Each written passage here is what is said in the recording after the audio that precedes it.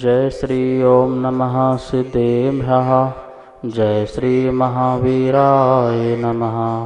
जय श्री परम्पराचार्य गुरुवे नमः। जय श्री उमा स्वामी गुरुवे नमः।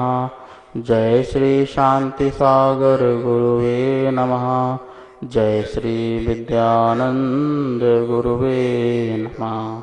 मोक्ष मार्गस्य नेतारं भेत्तारं कर्म भूभृतां ज्ञातारं विश्वतत्त्वानां वन्दे तद्गुणलब्धये। मङ्गलं भगवान् वीरो मङ्गलं गौतमो गणे मङ्गलं कुन्दकुन्दार्यो जैन धर्मोस्तु मंगलम। तत्वार्षुत परम मांगलिक ग्रंथ है। आचार्य कुंद के पट्टशिष्य आचार्य उमा स्वामी द्वारा यह विक्रम की प्रथम शताब्दी में लिखा गया सूत्रात्मक शैली है। संस्कृत इसकी भाषा है। 10 अध्याय विभाजित है। 7 तत्वों का वर्णन है। हम सभी लोग देख रहे थे 6वां अध्याय, जिसमें आश्रव तत्व अधिकार चल रहा था और उसमें भी आयु कर्म का कैसे कैसे आश्रय होता है। कल देखा था हमने कि मायाचारी आदि रूप परिणाम करने से त्रियंच गति का आश्रय होता है। धर्म प्रभावना आदि के लिए क्यों ही मायाचारी में श्लोक वार्तिक में आचार्य स्वामी ने कहा था कि वह आश्रय का कारण नहीं होता है त्रियंच आयु का, क्योंकि धर्म प्रभावना के निमित्त से या किसी को गलत मार्ग से खोटे मार्ग से अच्छे मार्ग में लगाने पर वो जो चतुराई की गई है, वो जो थोड़ा बहुत मायाचारी की गई है, बोले उससे त्रियंच गति का आश्रय नहीं। क्यों? क्योंकि उस जीव के परिणाम अहित के नहीं हैं, अकल्याण के नहीं हैं, उसका कुछ नुकसान हो ऐसा परिणाम नहीं है। हित कल्याणकारी परोपकारी उपकारी परिणाम होने के कारण उससे जो है अच्छा ही आश्रय होगा, त्रियंच गति आदि का आश्रय नहीं होगा। कल ये अपन ने देखा था। आज भी अपन थोड़ा मायाचारी के आश्रय कैसे कैसे होते हैं, मायाचारी आदि परिणाम करने से त्रियंच गति कैसे आश्रय होता है, इसकी अपन चर्चा करेंगे। उसके पहले एक बार जो सूत्र है बोर्ड के माध्यम से देखते हैं, पर आगे बढ़ते हैं। 6वां अध्याय सूत्र नंबर 16 माया तैर्यज्ञो नश्य। ये सूत्र पढ़ा था अपन ने। माया जो चारी है वो तैर्यज्ञ मतलब त्रियंच योनश्य योनि, त्रियंच योनि त्रियंच पर्याय का आश्रव का कारण है। मायाचार रूप जो परिणाम हैं, हम अनेक प्रकार के परिणाम करते हैं तो उसके पीछे कहीं ना कहीं मायाचारी होती है। तो उस मायाचार से हम जो हैं क्या क्या बन सकते हैं, आचार्य भगवान ने ये बताया।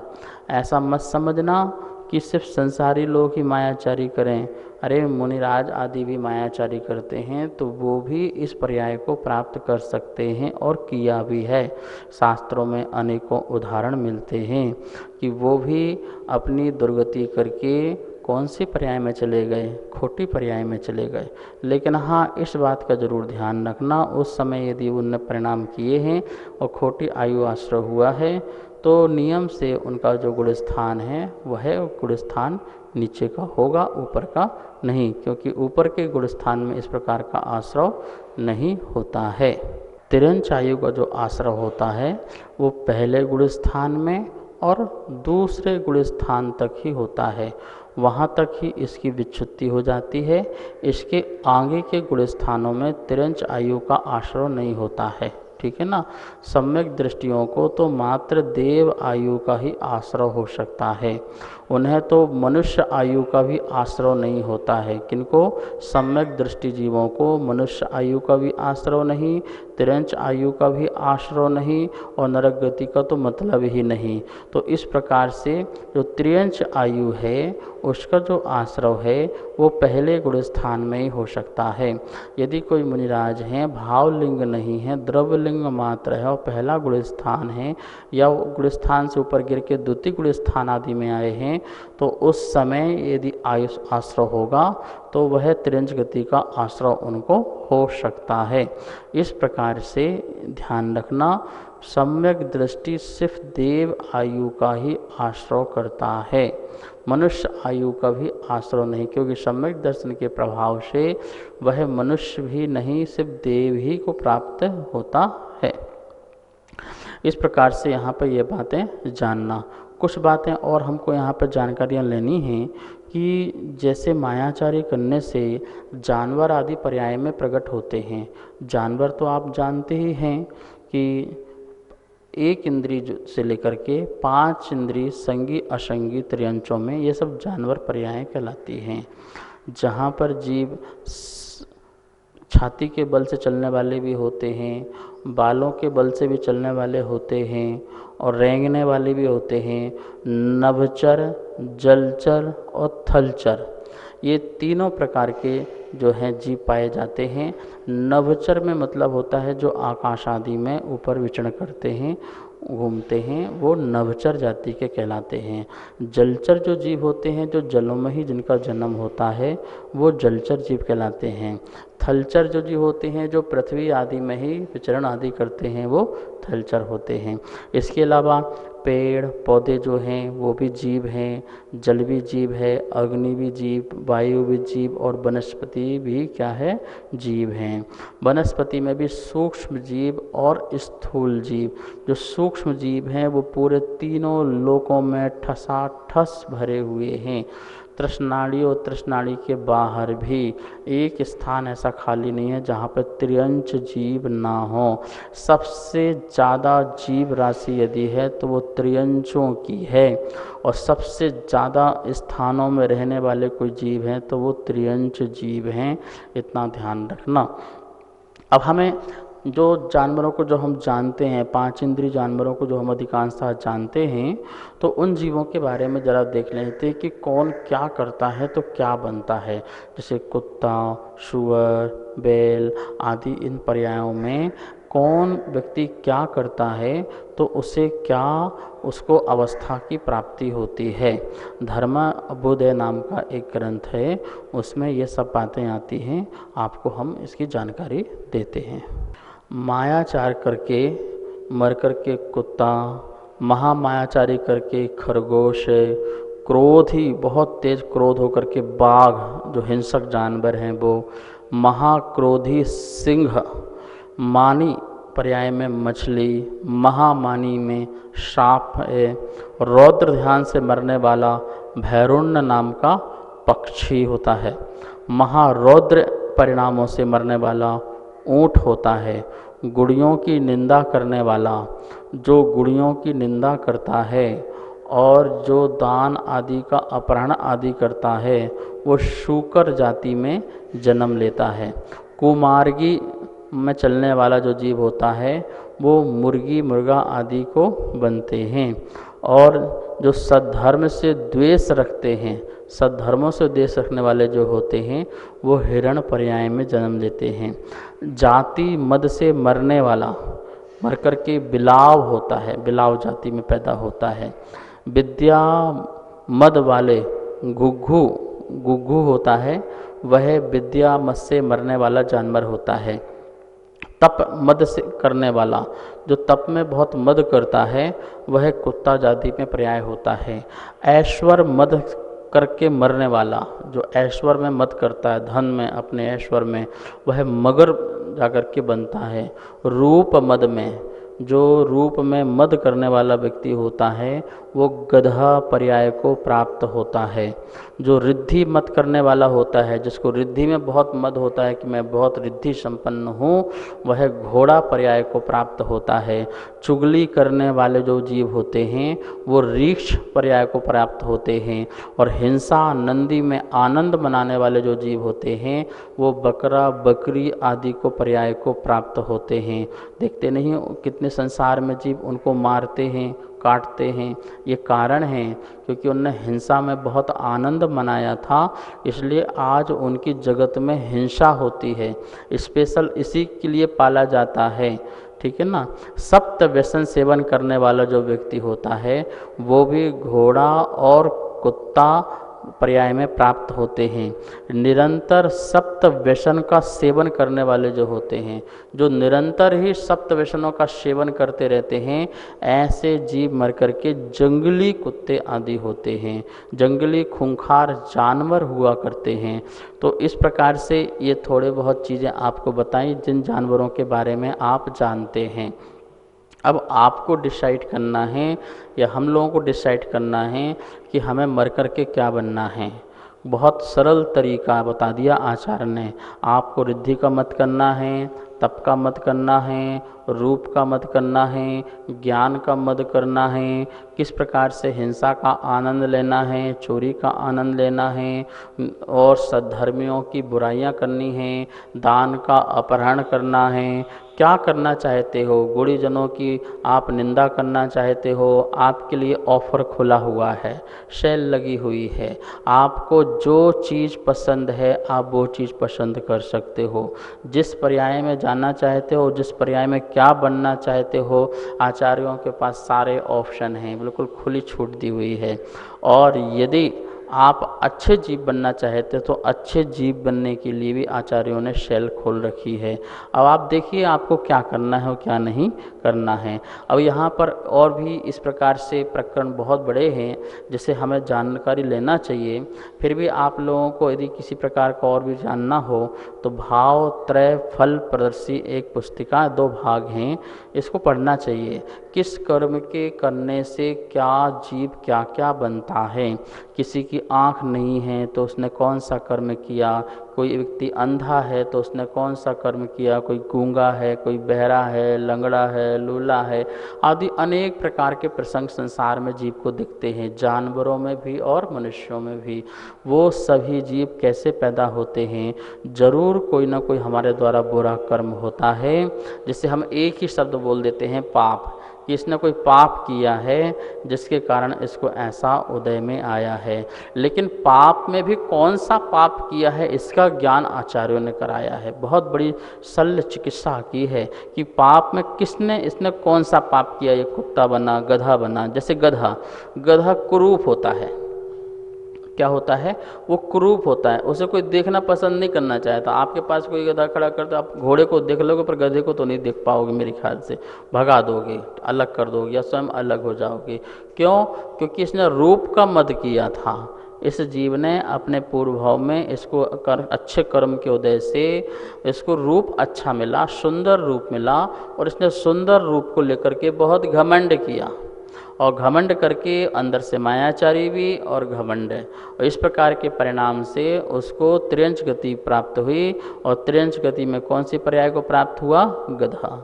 अब ये शूकर जाति जो होती है, मल खाती है जगह जगह जा कर के, ये क्या है, ये कितना बड़ा पाप कर्म का उदय है। जिस गंदगी को हम देखना पसंद नहीं करते, हमारे ही पेट से निकला हुआ जो मल है हम उसको विसर्जन करते हैं, तो हम उसको देखने का भी कभी भाव नहीं रखते हैं, छूने का तो बहुत दूर की बात है, लेकिन वो उसको बड़े चाव से ग्रहण करता है। ऐसी शूकर जाति में पर्याय में प्रकट होने वाला व्यक्ति कौन होता है? जो दूसरों के धन अपहरण करता है, दूसरों के धन को अपनी तरफ कर लेता है, या दान का पैसा आदि खाता है, धर्म का पैसा खाता है। इस प्रकार से निर्माल द्रव्य खाने वाले जो लोग व्यक्ति होते हैं, ऐसे व्यक्ति शूकर आदि की जाति की पर्याय को प्रकट होते हैं, और वो जाकर के घर घर जाकर और गली गली जाकर के मल मूत्र आदि का सेवन करते हैं। बताइए, ऐसी पर्याय, ये पर्याय भी प्रकट हो जाती है। तो इस प्रकार से हमारे अंदर जो मायाचारी करने से इस प्रकार से अपहरण करते हैं, अंदर मायाचारी होती है, दिखना कारण मायाचारी होती है, और आपकी भले उसमें दूसरी अभिव्यक्ति हो रही हो, धन अपहरण की बात कही जा रही हो, तो अंदर मायाचारी तो होगी तभी तो धन अपहरण करोगे। दान का कोई पैसा खाओगे तो अंदर मायाचारी होगी तभी तो दान का पैसा लोगों से इकट्ठा कर लोगे।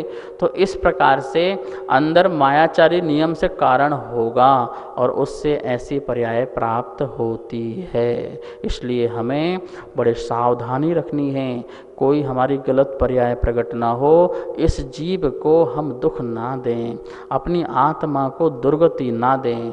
हम अपने अंदर जो शुद्ध परमात्मा हैं उनका कितना घात करते हैं और उनके प्रति हम कितना अनादर का परिणाम करते हैं जो खोटी गतियों में इस आत्मा को ले जाते हैं। इनसे हमें बचना चाहिए। नमोस्तुते श्री। अभी आपने त्रियंच गति के बारे में बताया तो मेरे मन में एक जिज्ञासा उत्पन्न हुई कि जो धर्म का वेश धारण करके मायाचारी करके दान आदि से राशि इकट्ठी कर लेते हैं तो क्या उनको भी त्रियंच गति का आश्रय होता है? उनको तो ऐसा होगा कि कितनी पर्याय त्रियंच पर्याय में बिताना पड़ेगी। जो किसी के धन को दान के माध्यम से, धर्म के माध्यम से इकट्ठा करके अपने भोगों में लगाते हैं, ऐसे व्यक्तियों को कौन सी पर्याय में जाना पड़ेगा? जैसे बैल बन गए, लोगों का भोजन ढूंढना पड़ेगा, गधे बन गए, घोड़े बन गए, वाहन आदि खींचना पड़ेगा, इस प्रकार की पर्याय में। और फिर त्रियंच से त्रियंच सूकर आदि पर्याय में, ऐसे त्रियंच में ही कितने बार जन्म मरण जन्म मरण जन्म मरण करते रहेंगे और दुखों को प्राप्त करते रहेंगे। कभी भी धर्म के नाम से पैसा इकट्ठा करके अपने भोग में नहीं लगाना है, इस बात का ध्यान रखना। जो व्यक्ति लोग इस प्रकार से करते हैं वो बिल्कुल गलत करते हैं। कभी कभी कमेटी के लोग भी धर्म का पैसा जो है वो अपने काम के लिए लगा लेते हैं। लगाते हो तो क्या ब्याज देते हो जो मेन मार्केट में चल रहा है? नहीं, तो धन का अपहरण है वो, इस बात का ध्यान रखना। तो ये गलत है। और कुछ लोग विद्वान लोग, जो पंडित लोग आकर के भोली भाली समाज से पैसे इकट्ठे कर ले जाते हैं कि हमारे यहाँ ये हो रहा है, हमारे यहाँ वो हो रहा, होता ज़्यादा कुछ नहीं है, और वहाँ पैसा ले जा करके अपने घर परिवार में उपयोग करते हैं। महादुखी इस भाव में भी महादुखी होंगे, सुखी नहीं होंगे, ध्यान रखना। उनकी पीढ़ी जो है, औलाद जो है खराब निकल जाएगी, व्यसनी निकल जाएगी, भोगी निकल जाएगी, या किसी न किसी प्रकार से यह पैसा दवाइयों में खर्च हो जाएगा। और मरने के बाद जो इस मायाचारी के परिणाम से पैसे इकट्ठा किया है वो त्रियंच पर्याय का आश्रय करेंगे तो कौन सी दुर्गति ही दुर्गति होगी। कभी भी धर्म के नाम से ऐसा नहीं। जब अधर्म के लिए मना करा जा रहा है, संसार संबंधी मायाचारी का मना करा जा रहा है, फिर धर्म संबंधी तो बहुत बड़ी बात हो गई। तो त्रियंच गति का आश्रय नियम से होगा ऐसे जीवों को। नमोस्तु आचार्य श्री जी। आचार्य श्री जी, त्रियंच गति में सबसे खोटी पर्याय निगोद पर्याय है, तो ऐसे कौन से जीव होते हैं जो इस पर्याय में जाते हैं? निगोद पर्याय जो है सबसे निकृष्ट पर्याय है, जहाँ पर एक श्वास में 18 बार जन्म मरण जीव का होता है। एक श्वास में 8-10 बार जन्मो मरो भरो दुख बार। जन्म मरण और दुख के भार को जो सहन करने वाला वो निगोद अवस्था में जीव की हुआ करती है। और ऐसी निकृष्ट पर्याय जो में कौन जन्म लेता है, ऐसा आपका प्रश्न है। देखिए, इसका शास्त्रों में बताया गया है, जो जीव नास्तिक होता है, क्या होता है? नास्तिक होता है, जिसको धर्म के प्रति आस्था नहीं होती है, जिसको परलोक, धर्म, तप, चारित्र्य, जिन साथ जिन धर्म पर आस्था नहीं होती है, वो व्यक्ति ऐसी पर्याय में प्रकट हो जाता है कि उसे कितनी पर्यायों तक जिन शास्त्र जिन आगम मिलता ही नहीं है। जैन धर्म नहीं मिलता है, सच्चा धर्म नहीं मिलता है, ऐसा व्यक्ति ऐसे पर्याय में जाकर के जन्म ले लेता। 2000 त्रिसागर की पर्याय बीत जाने के बाद ये जीव अनंत काल निगोद में बिताता है। और उस निगोद में ऐसे जीव ही चले जाते हैं कि जो इस पर्याय में भ्रमण करने के बाद भी सच्चे मार्ग पर आस्था नहीं रखी, वो आस्तिक नहीं बने, नास्तिक रहे, जिन्होंने तत्व का निर्णय नहीं किया। और भी लिखा है, जो दुर्बुद्धि हैं, अत्यंत विषयासक्त हैं, और विषयासक्त वही व्यक्ति होगा जो नास्तिक होगा। सचमुच में जो नास्तिक व्यक्ति कैसे होते हैं, वो तो कहते हैं जब तक जीवन है खूब खाओ पियो मौज मस्ती जो मन में आए वो करो। बोले क्यों? क्योंकि पुनर्जन्म होता ही नहीं है। ये तो जो शरीर है पंचभूत है, पंचभूत में मिल जाएगा, आत्मा भी इसी में नष्ट हो जाएगी। बोले तुम्हें किसी का उधार भी ले लोगे तो उधार चुकाना नहीं पड़ेगा, किसी का कर्ज ले लोगे तो वो भी चुकाना नहीं पड़ेगा। इसलिए तुम्हारे पास कुछ ना हो तो उधार लो, कर्ज लो, खूब मज़े मस्ती करो, एंजॉय करो जीवन का। जीवन में आए हो तो सब कुछ करो, क्योंकि मरने के बाद किसी को ना हिसाब देना है, ना कोई पुण्य होता है, ना कोई पाप होता है। ये पुण्य पाप कुछ भी नहीं होता है। इसलिए तुम जितने ज़्यादा अपने जीवन को एंजॉय में जियो, ऐसा वो लोग नास्तिक लोग कहते हैं। वो दुर्बुद्धि लोग हैं, वो महाविषयासक्त लोग हैं। और ऐसे उग्र मिथ्या दृष्टि जो जीव हैं वो अनंत दुखों के अपार सागर निगोद में जाकर के उत्पन्न होते हैं। क्या बोले? अनंत निगोद का अपार सागर है जिसका कोई पार नहीं है। ऐसे दुखों के महासागर में जाकर के वो निगोद जीव उत्पन्न होते हैं। अब आप देख लीजिए कि जो व्यक्ति महानास्तिक व्यक्ति होंगे, जो व्यक्ति बहुत दुराचारी होंगे, जो विषयासक्त होंगे, वो ऐसी खोटी पर्याय में जन्म लेते हैं।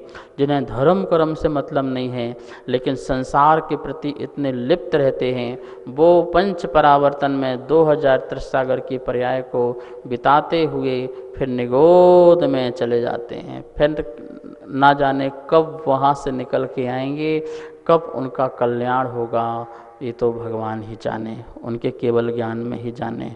इसलिए कभी भी इस प्रकार से हमें नास्तिक नहीं होना। आप तत्व को समझो, तत्व में कुतर्क करो, कोई दिक्कत नहीं है। आप उसका अनुभव करो, आप शब्द से जानो, आगम से जानो, स्वसंवेदन से जानो, अनुभव से जानो। इस प्रकार से जो बात है उसको यथार्थता से जानो, जिससे क्या होगा? कल्याण होगा। लेकिन नास्तिक दुराचारीपन से तो भैया निगोद पर्याय जाएंगे, वो भी त्रियंच पर्याय है। अच्छा, निगोद क्यों जा रहे हैं? आपको कारण पता है? सबसे बड़ी मायाचारी है कि हम अपने स्वरूप को नहीं जानना, सबसे बड़ी मायाचारी है। नास्तिक व्यक्ति क्या है? सबसे बड़ा मायाचारी व्यक्ति है, घोर मायाचारी व्यक्ति है कि जो अपने आप से मायाचारी कर रहा है, कि अपने आप का स्वरूप जानते हुए भी जानना नहीं चाहता है। वो जानता है कि मेरे आत्मा में सुख प्रकट हो सकता है, लेकिन सुख के जो साधन है जहाँ वहाँ पर नहीं जाना चाहता। ये सबसे बड़ी मायाचारी उसके अंदर होती है। वो नास्तिकपना दिखाता है अपने अंदर। ऐसा व्यक्ति निगोद पर्याय को प्राप्त होते हैं। तो इस प्रकार से अपन ने यहाँ पर त्रियंच पर्याय में देख रहे थे किस प्रकार का आश्रय होता है। एक पर्याय त्रियंच पर्याय में एक और रह गई है जो भोग भूमि संबंधी त्रियंच होते हैं, और उसमें भी भोग में सुभोग भूमि और कुभोग भूमि। तो भोग भूमि में कैसे त्रियंच पर्याय का आश्रय करते हैं? जिन जीवों ने किसी पात्र विशेष को दान देकर के या उनको दान की अनुमोदना करके वह ऐसा भाव रखते हैं, तो उनको त्रियंच भी भोग भूमि के त्रियंच में उत्पन्न हो जाते हैं। लिखा हुआ है, जो पापी जिनलिंग को ग्रहण करके संयम या सम्यक्त भाव को छोड़ देते हैं, जिनलिंग को धारण किया और सम्यक्त भी छोड़ दिया और संयम को भी छोड़ दिया, पश्चात मायाचार में प्रवृत्त होकर चारित्र को नष्ट कर देते हैं। वह चारित्र उनके अंदर रहता नहीं है, मायाचारी पूर्वक वो चारित्र का पालन करके दिखाते हैं लोगों को यश कीर्ति लाभ आदि के लिए। तो बोले ऐसे जो व्यक्ति होते हैं, और कोई दूसरा व्यक्ति, कोई मूर्ख मनुष्य कुलिंगी को नाना प्रकार के दान देता है, जो कुलिंगी आदि हैं, जो सच्चे धर्म के नहीं हैं, उनको भी दान आदि देता है और उनके भेष आदि को भी धारण करता है, तो वह व्यक्ति भी भोग भूमि में क्या होता है? त्रियंच पर्याय को प्राप्त हो जाता है। तो इस प्रकार से त्रियंच पर्याय में भोग भूमि संबंधी सुभोग भूमि में जो पात्र विशेष आदि को दान देते हैं तो वो उसमें जाते हैं, और कुभोग भूमि में जो खोटे कार्य भी करते हैं, दान आदि तो देते ही हैं लेकिन साथ में स्वयं भी खोटे कार्य, हिंसक कार्य, दुराचारी कार्य, विषयासक्त कार्य, ऐसे कार्य को पूर्वक परिणाम रखते हैं, वो जीव कुभोग भूमि में के त्रियंच आदि भी जीव को पर्याय को प्रकट हो जाते हैं। इस प्रकार से यहाँ पर हमने ये चर्चा की कि माया त्र्यगुण नश्य जो सूत्र कहा उसमें देखा अपन ने कि मायाचारी रूप परिणाम करने वाला व्यक्ति त्र्यगुण नश्य त्रियंच योनि का आश्रय करता है। और त्रियंच में भैया बहुत जीव हैं। 84 लाख योनि में सबसे ज़्यादा जो जीव यदि पाए जाते हैं तो वो त्रियंच योनि के ही जीव होते हैं, क्योंकि त्रस पर्याय के जीव तो कितने हैं, वो तो संख्यातों में होते हैं, लेकिन जो त्रियंच योनि के जीव होते हैं वो अनंतानंत में हैं। वनस्पति मात्र के अनंतानंत जीव हैं और पृथ्वी जल आदि के तो असंख्यात हैं।